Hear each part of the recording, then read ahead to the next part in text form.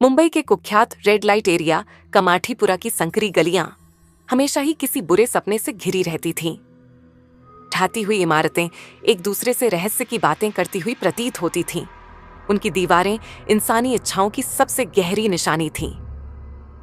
पाप और पीड़ा की इस भूल भुलैया के बीच कोठा नंबर 25 खड़ा था, जो अपनी खौफनाक प्रतिष्ठा के लिए कुख्यात वेश्यालय था। स्वतंत्र पत्रकार राहुल को कोठा नंबर 25 के इर्द गिर्द होने वाली फुसफुसाहटें हमेशा से ही आकर्षित करती रही थीं। अजीबोगरीब घटनाओं, अस्पष्ट आवाजों और भूत प्रेतों की अफवाहों ने उनकी जिज्ञासा को बढ़ा दिया था। सच्चाई को उजागर करने के लिए दृढ़ संकल्पित होकर उन्होंने वेश्यालय की जांच करने का फैसला किया, अपने साहस और एक रिकॉर्डर के अलावा कुछ भी नहीं लेकर। जैसे ही वह मंद रोशनी वाले कोठे में दाखिल हुआ, अंदर की हवा घनी होती हुई लग रही थी, जैसे कि दुष्ट उपस्थिति का कफन हो। मैडम, जो ढंसी हुई आंखों वाली एक प्रभावशाली आकृति थी, ने जिज्ञासा और संदेह के मिश्रण के साथ उसका स्वागत किया। राहुल ने अपना परिचय दिया और कुछ अनुनय के बाद वही उसे अपना शोध करने देने के लिए सहमत हो गई। शुरू के कुछ घंटे बिना किसी घटना के गुजर गए, जिसमें राहुल वेश्याओं से पूछताछ कर रहा था और कोठे के इतिहास के बारे में जानकारी जुटा रहा था।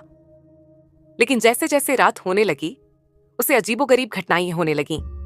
दरवाजे अपने आप खुलने लगे और छायाओं से अशरीरी फुसफुसाहटें निकलने लगीं। महिलाएं भी अजीब तरह से व्यवहार करने लगीं। उनकी आंखों में एक बेचैन करने वाली दूर की चीज सी दिखने लगी। उनमें से एक, लीला नाम की एक छोटी सुंदर लड़की, राहुल के पास आई। उसकी आवाज फुसफुसाहट से थोड़ी ही ऊपर थी। सावधान रहें सर, ये जगह जैसी दिखती है वैसी नहीं है। यहाँ कुछ है जो हमें देखता है, हमारा इंतजार करता है। वह अंधेरे में गायब हो गई और राहुल के पास जवाबों से ज्यादा सवाल रह गए। जैसे जैसे रात बढ़ती गई, राहुल को कोठे के भूल भुलैया वाले गलियारों में एक छिपा हुआ कमरा मिला। दीवारें रहस्यमय प्रतीकों से सजी हुई थीं और कमरे के बीच में एक बड़ा सा आईना लटका हुआ था, जिसकी सतह पर अजीबोगरीब निशान बने हुए थे। अचानक आईना खड़खड़ाने लगा और कमरे में एक धीमी शोकाकुल आह गूंजने लगी। राहुल का दिल तेजी से धड़क रहा था। उसने आगे की जांच करने का फैसला किया। वह आईने के पास गया और जैसे ही उसने उसकी गहराई में झांका, उसने एक प्रतिबिंब देखा जो उसका अपना नहीं था। कोयले की तरह काली आंखों वाली एक महिला ने उसे घूरते हुए देखा। उसका मुंह एक भयावह मुस्कान में मुड़ गया। आईना टूट गया और राहुल पीछे की ओर लड़खड़ा गया। उसका दिमाग घूम रहा था। अब उसके चारों ओर इकट्ठी हुई महिलाएं उसे बिना पलक झपकाए देख रही थीं। तभी उसे भयावह सच्चाई का एहसास हुआ। वे महिलाएं या नहीं थीं, बल्कि कोठा नंबर 25 में रहने वाली दुष्ट सत्ता के लिए मात्र बर्तन थीं। राहुल जब भागने के लिए मुड़ा तो मैडम ने उसका रास्ता रोक लिया। उसकी आंखों में एक अलौकिक तीव्रता थी। तुम्हें यहाँ नहीं आना चाहिए था, उसने फुसफुसाते हुए कहा। उसकी आवाज अब मानवीय नहीं थी। तुम कभी नहीं जाओगे। राहुल ने उसे धकेलने की कोशिश की, लेकिन बहुत देर हो चुकी थी। अब पूरी तरह से प्रकट हुई सत्ता ने कोठे पर कब्जा करना शुरू कर दिया। दीवारों से खून बहने लगा और हवा में मौत की बदबू फैल गई। महिलाएं, जो अब मात्र कठपुतलियां थीं, राहुल के पास आ गईं। उनकी आंखें रात की तरह काली हो गईं। भागने के लिए बेताब राहुल ने अपना रिकॉर्डर पकड़ा और प्ले बटन दबाया।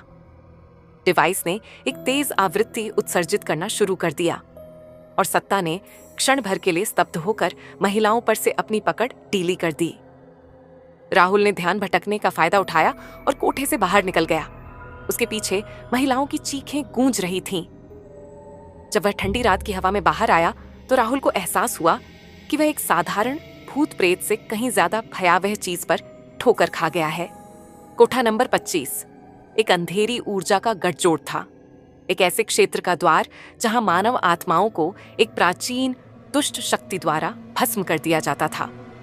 हालांकि राहुल की कहानी को संदेह के साथ देखा गया, लेकिन आखिरकार अधिकारियों तक पहुंच गई। वेश्यालय पर छापा मारा गया और महिलाओं को उस इकाई के चंगुल से मुक्त कराया गया। उन्हें पुनर्वास केंद्र ले जाया गया। लेकिन कोठा नंबर 25 का रहस्य अनसुलझा रह गया। इसके रहस्य ध्वस्त इमारत के मलबे के नीचे दबे हुए थे। सालों बाद राख से एक नया वेश्यालय उभरा, जिसके प्रवेश द्वार पर एक बोर्ड लगा था जिस पर लिखा था कोठा नंबर 26। अफवाहें फिर से शुरू हुई, भूत प्रेत की फुसफुसाहट जो वास्तव में कभी खत्म नहीं होगी।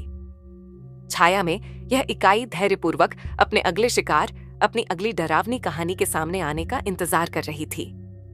जहां तक पत्रकार राहुल का सवाल है, उसे फिर कभी नहीं देखा गया और न ही उसके बारे में सुना गया।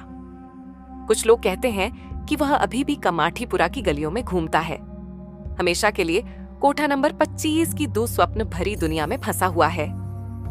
अन्य लोग दावा करते हैं कि उसकी रिकॉर्डिंग, जो अब एक पौराणिक कलाकृति है, शापित वेश्यालय के रहस्यों को खोलने की कुंजी रखती है। हालांकि एक बात तो तय है, जो लोग कमाठीपुरा के दिल में जाने की हिम्मत करते हैं, उन्हें कोठा नंबर 25 की यादें हमेशा सताती रहेंगी। एक ऐसी जगह जहां वास्तविकता और डरावनी रेखाएं धुंधली हो जाती है और शापित लोगों की शापित आत्माएं हमेशा के लिए भटक जाती है।